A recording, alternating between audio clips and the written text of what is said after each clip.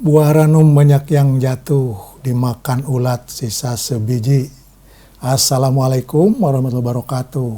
Berjumpa lagi dalam program Ngopi, ngobrol perkara iman dan Islam di PJTP Jabar Pisan.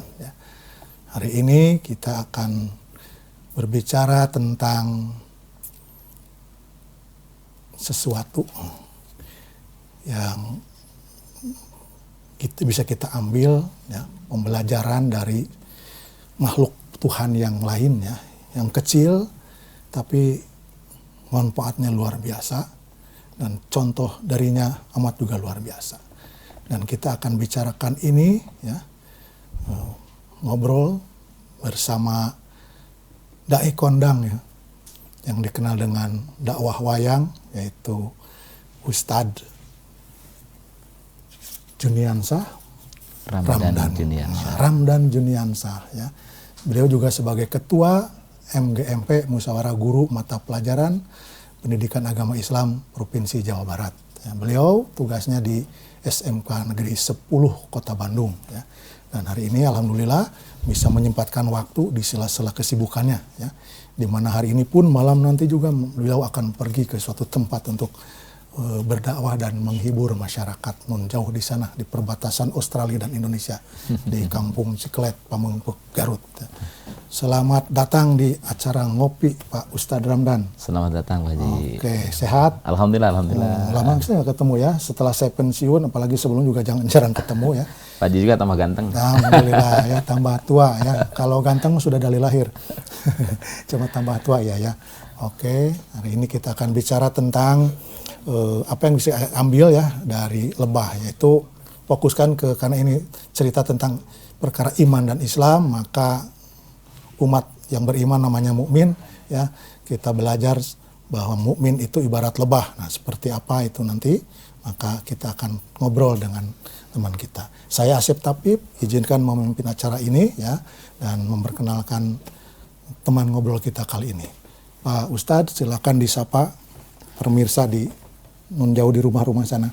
Assalamualaikum untuk seluruh pemirsa PJTV yang ada di rumah. Semoga tetap sehat, berkah segalanya dan selamanya. Amin. Hari ini memang menyempatkan ke sini ya. Alhamdulillah. Oke. Alhamdulillah bisa bersilaturahmi di PJTV. Terima kasih Kami walaupun pro bono nggak dibayar nih. Bayarannya nanti oleh Allah Subhanahu wa taala, karena target kita adalah sharing dan giving, caring, termasuk berbagi kepada terutama anak-anak bangsa yang sedang tumbuh di zaman digital yang begitu banyak tantangan. Maka tepat sekali kita berbicara tentang mukmin ibarat lebah. Nah, bisa digambarkan siapa yang dimaksud dengan mukmin ibarat lebah itu? Jadi Rasulullah itu kan sosok dai yang mengajak ke jalan Allah. Beliau itu kalau memberikan ajakan atau materi tentang keislaman, materi agama kepada sahabat-sahabatnya itu disesuaikan dengan kadar akal atau kadar berpikirnya. Seringkali Rasulullah menjelaskan bahwa kita harus jadi pribadi yang beriman dengan perumpamaan-perumpamaan. Di satu waktu Rasul bersabda bahwa mukmin itu kamatsalil jasadil wahid. Dia seperti satu tubuh. Namanya satu tubuh, kalau satu sakit maka akan merambat yang lain itu sakit. Begitulah mukmin, kalau ada saudaranya yang sakit, maka yang lain ikut simpati. Saudara kita di Aceh, di Sumatera sedang sakit, maka yang lain ikut merasakan simpati, empati, mau menolong gitu. Nah, dalam kesempatan ini ada satu tema tadi betul, mukmin itu ibarat lebah yang digambarkan Rasulullah gitu. Namanya lebah itu kan banyak perumpamaan. Kalau dalam istilah pengajian santri itu ada wajah syibeh. Wajah syibeh itu kalau orang umpamakan sesuatu, itu titik kesamaannya di mana gitu. Nah, dalam sebuah hadis Rasulullah menjelaskan bahwa inna masalal mu'min laka masalin nahlah. Sesungguhnya perumpamaan orang beriman itu seperti seekor lebah. Perumpamaan mukmin seperti lebah itu di mana kesamaannya? Pertama, akalat thayyiban.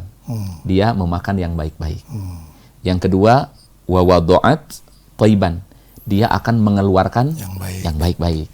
Yang ketiga, namanya mukmin ibarat lebah, wa waqa'at falam taksir walam tufsid. Jadi apabila lebah itu hinggap di pohon, maka tidak akan patah dan tidak akan merusak gitu.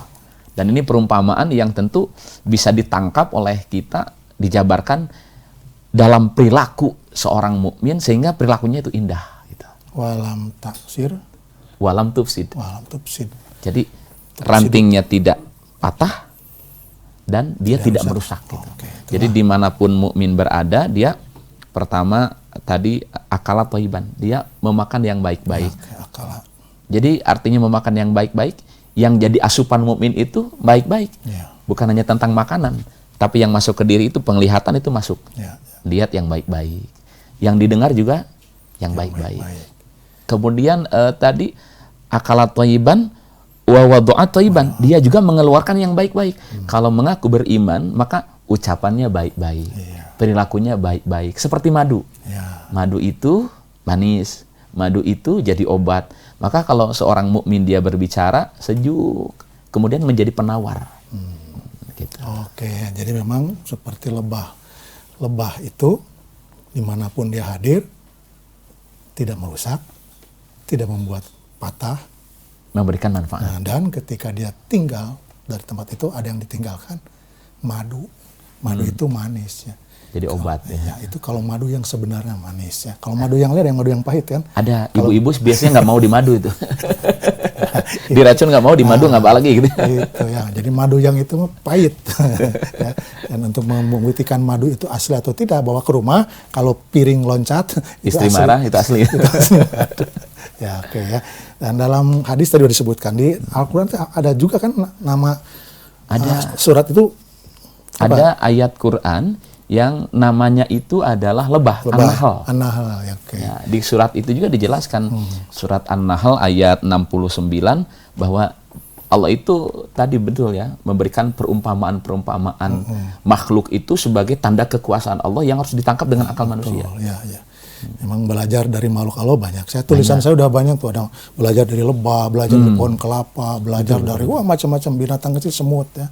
Semut sekecil itu bisa mengangkat gajah sebesar gajah ya. Gajah yang besar. Yang besar. Ya. Bukan gajah sebesar semut, ya. Bisa diangkat gitu dengan kekuasaan dan ridha Allah tentu saja, dengan kebersamaan dan persatuan. Jadi banyak yang bisa dipelajari ya. Dan tadi ada tersebut kal jasadil wahid kalau muslim itu ya.